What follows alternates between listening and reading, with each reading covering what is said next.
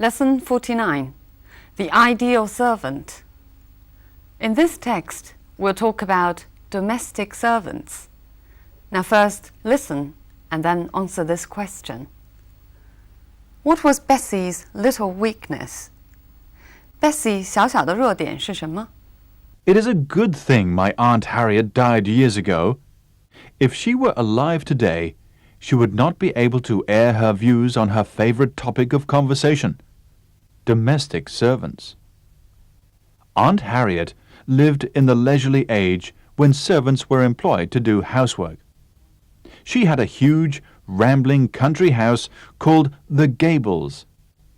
She was sentimentally attached to this house, for even though it was far too big for her needs, she persisted in living there long after her husband's death. Before she grew old, Aunt Harriet used to entertain lavishly. I often visited the Gables when I was a boy. No matter how many guests were present, the great house was always immaculate. The parquet floors shone like mirrors. Highly polished silver was displayed in gleaming glass cabinets. Even my uncle's huge collection of books was kept miraculously free from dust. Aunt Harriet presided over an invisible army of servants that continuously scrubbed, cleaned, and polished. She always referred to them as the shifting population, for they came and went with such frequency that I never even got a chance to learn their names. Though my aunt pursued what was, in those days, an enlightened policy, in that she never allowed her domestic staff to work more than 8 hours a day, she was extremely difficult to please. While she always criticized the fickleness of human nature, she carried on an unrelenting search for the ideal servant to the end of her days, even after she had been sadly disillusioned by Bessie. Bessie worked for Aunt Harriet for 3 years. During that time, she so gained my aunt's confidence that she was put in charge of the domestic staff. Aunt Harriet could not find words to praise Bessie's industriousness and efficiency. In addition to all her other qualifications, Bessie was an expert cook. She acted the role of the perfect servant for 3 years before Aunt Harriet discovered her little weakness. After being absent from the Gables for a week, my aunt unexpectedly returned one afternoon with a party of guests and instructed Bessie to prepare dinner. Not only was the meal well below the usual standard, but Bessie seemed unable to walk steadily. She bumped into the furniture and kept mumbling about the guests. When she came in with the last course, a huge pudding, she tripped on the carpet and the pudding went flying through the air, narrowly missing my aunt, and crashed on the dining table with considerable force. Though this caused great mirth among the guests, Aunt Harriet was horrified. She reluctantly came to the conclusion that Bessie was drunk. The guests had, of course, realized this from the moment Bessie opened the door for them, and long before the final catastrophe, had a difficult time trying to conceal their amusement. The poor girl was dismissed instantly. After her departure, Aunt Harriet discovered that there were piles of empty wine bottles of all shapes and sizes neatly stacked in what had once been Bessie's wardrobe. They had mysteriously found their way there from the wine cellar. So what was Bessie's little weakness? Right, her little weakness was drinking. So this text tells us about the author's deceased aunt, who lived in another age, sticking to her old way of living. She loved to talk about domestic servants and loved to take charge of an army of servants while looking for an ideal one. Bessie came in as a perfect servant, but she turned out to be flawed with drinking. From the end of the first paragraph, we know that Aunt Harriet still carried on an unrelenting search for the ideal servant to the end of her days, even after she had been sadly disillusioned by Bessie. The author doesn't tell us whether Aunt Harriet was disillusioned again, but we can almost be sure that an ideal servant is nowhere to be found. Okay, now first, let's look at some language points. If she were alive today, she would not be able to air her views. Air here means to express publicly. Look at this example. He'll air his opinions on education, whether you want to listen or not. Air, when being used as a verb, can also mean broadcast. For example, the interview with the president will be aired on CBS tomorrow morning. 对总统的采访明天早上在哥伦比亚广播公司播出。Domestic servants. Domestic here means at home. For example, domestic violence 就是家庭暴力。Domestic can also mean within the country, 国内的。For example, international and domestic flights, 国际国内航班。In that leisurely age, leisurely here is an adjective. For example, he is walking at a leisurely pace. We know that ly as a suffix usually serves as a suffix of an adverb. 它通常呢做副词的后缀。But sometimes some adjectives can also use the suffix of ly. Leisurely is an example. I'll give you more examples. Friendly or heavenly, orderly. These are all adjectives. She was sentimentally attached to this house. Be attached to means like or love something. We have learned attach to before. It was almost impossible to attach hawsers and chains to the rim, which means to fix to. Look at one more example of be attached to. The children are very attached to their grandparents, which means the children love their grandparents very much. Sentimentally attached.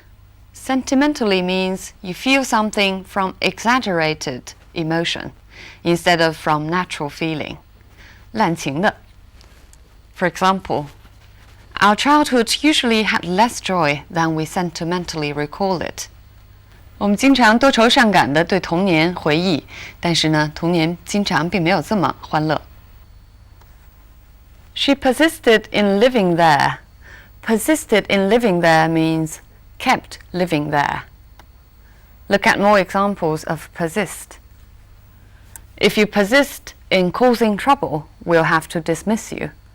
你如果总是找麻烦的话，我们就要解雇你。If the pain persists, consult a doctor. 如果疼痛持续的话，就去请医生。Or we can also use persist with something.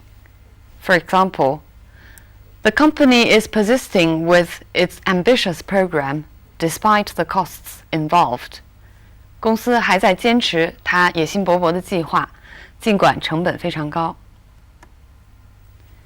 She used to entertain lavishly. Entertain here means invite guests. We know that entertain can mean amuse.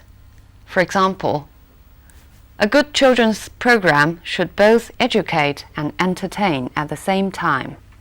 一个好的儿童节目应当既有教育性又有娱乐性。We usually choose this restaurant when we entertain our clients. Here, entertain means the same as the one in the text. 招待客户。Lavishly. Lavishly means expensively, excessively. I'll give you one more example. Her room was lavishly decorated with flowers of all kinds. The great house was always immaculate. Immaculate means perfectly clean, tidy, or faultless. For example, he was dressed in an immaculate white suit. 一尘不染的白西装。He gave an immaculate performance as the hero. 作为男主角，他的表演无可挑剔。Here, immaculate means faultless. My uncle's huge collection of books was kept miraculously free from dust. 奇迹般的。Miraculously, 它的名词是 miracle. Its adjective is miraculous. Look at this example. She miraculously lost 20 pounds in a month. 奇迹般的一个月就减了20磅。Aunt Harriet presided over an invisible army of servants. To preside over means to take charge or take control. For example, it was our dean who presided over the meeting. 主持会议的是我们的系主任。An invisible army of servants means a large group of servants. It was called invisible because the author hadn't seen them. An army of, look at this example. She brought an army of supporters with her. In the text, there's another phrase meaning a large group of, a party of guests. She always referred to them as the shifting population. Shifting here means moving or changing. The servants are called population in order to exaggerate, to emphasize a large number of servants. They came and went with such frequency that I never even got a chance to learn their names, which means they came and went so frequently or so often that I never even got a chance to learn their names. Look at one more example of frequency. He is absent from work with high frequency, which means he is often absent. If you want to say he is seldom absent, you can say he is absent from work with low frequency. My aunt pursued what was in those days an enlightened policy. Pursue means follow. Let's look at these examples to see what pursue means in each context. The hunters spent hours pursuing their prey. 猎人们花了数个小时追踪他们的猎物。Pursue means follow literally. He has been pursuing the girl for months, but she won't go out with him. Here, pursue means follow the girl in order to date her. 追女孩子。Pursue can often go together with these objects. Pursue a strategy. 采用一种什么样的策略 or pursue a program, 进行一个项目 pursue a career, or pursue a hobby. For example, I used to enjoy playing guitar, but I no longer have enough time for pursuing any hobbies. Pursuing hobbies means spending time on developing hobbies. An enlightened policy. Enlightened is a positive word, meaning open-minded or modern. For example, the school has an enlightened policy of teaching boys to cook. She was extremely difficult to please, which means she was very hard to be satisfied. We can also use hard to please. For example, my boss is very hard to please. 我的老板很挑剔。If you want to describe somebody who is anxious to make other people satisfied, we can say eager to please. For example, the child is very eager to please. 这个孩子急于讨人喜欢。The fickleness of human nature. Fickleness is the nature of being changeable. It's a disapproving word. It's often used to describe women, weather, or certain field. For example, the fickleness of the English weather is well known. 英国天气的多变，这是很著名的。Or the fickleness of the world of pop music is notorious. 流行音乐界的多变，这个是臭名昭著的。An unrelenting search for an ideal servant. Unrelenting here means continuing for a long time. It's usually used to describe an unpleasant situation. Unrelenting can also mean extremely determined. For example, an unrelenting enemy, which means a very unsympathetic enemy. The unrelenting pressure of the job. Here it means the same as the text, the non-stop pressure of the job. She is an unrelenting opponent of racial discrimination. 她是种族歧视的坚决反对者。She had been sadly disillusioned by Bessie. Disillusioned means disappointed, but more than disappointed. It refers to illusions and ideals being destroyed, so that you become realistic or cynical. For example, as she grew older, she became increasingly disillusioned with politics. 对政治的幻想破灭了。She was put in charge of the domestic staff. Be put in charge means be given the responsibility of something. Be in charge of or take charge of means take the responsibility of something. I'll give you an example. I've been put in charge of this project. 我被安排负责这个项目。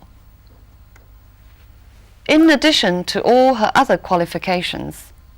In addition to means besides.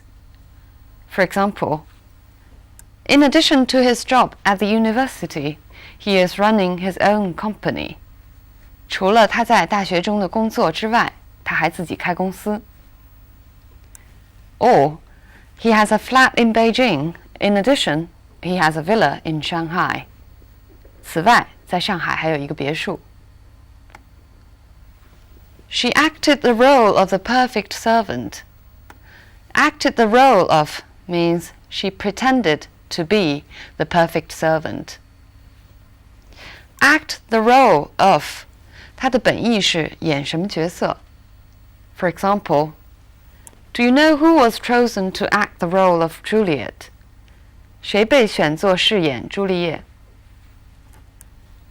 Whenever they are in public, he always acts the role of the loving husband. The role of can be omitted, so we can also say he always acts the loving husband. Here act means the same as the one in the text. He pretends to be the loving husband. With the last course, course here means dish, 最后一道菜。For example, we can say a 3-course meal, 有3道菜的一顿饭。Or the first or second course. What would you have for the main course? The main course 就是主菜。She tripped on the carpet. Trip means lose balance. For example, I didn't push him. He tripped over a box. Narrowly missed my aunt. Narrowly here means barely, just. 将将擦过。For example, we narrowly missed the train means the train had just left. He was narrowly defeated by his opponent means he was defeated by very small disparity. 以很小的差距输给了对手。This caused great mirth among the guests. Mirth is a literary word meaning amusement, laughter. The guests had had a difficult time trying to conceal their amusement. It means the guests had tried very hard in order to conceal their amusement. We know that so that or such that can express the degree, 可以用来表示强烈的程度。In this text, we have two structures with so and such that, which are used a little bit differently. They came and went with such frequency that I never even got a chance to learn their names. With such frequency that actually means so often that. And in this example, she so gained my aunt's confidence that she was put in charge. It actually means she gained my aunt's confidence so much that she was put in charge. So the life pursuit of Aunt Harriet is an ideal servant. Aunt Harriet, obviously, is a member of the upper class. We can actually know something about that leisurely age from her way of living. At that time, women were housewives, taking care of household chores. They would entertain other members of the same leisurely class, and they managed a large army of servants. They claimed to be enlightened. At the same time, they were quite difficult to please. Every family was a little kingdom, and outside, the British Empire was enjoying unsurpassable prosperity, stability, and glory. Who wouldn't want to live in that age? Of course, you have to be an upper-class member. Right, so much on this topic. I'll see you next time.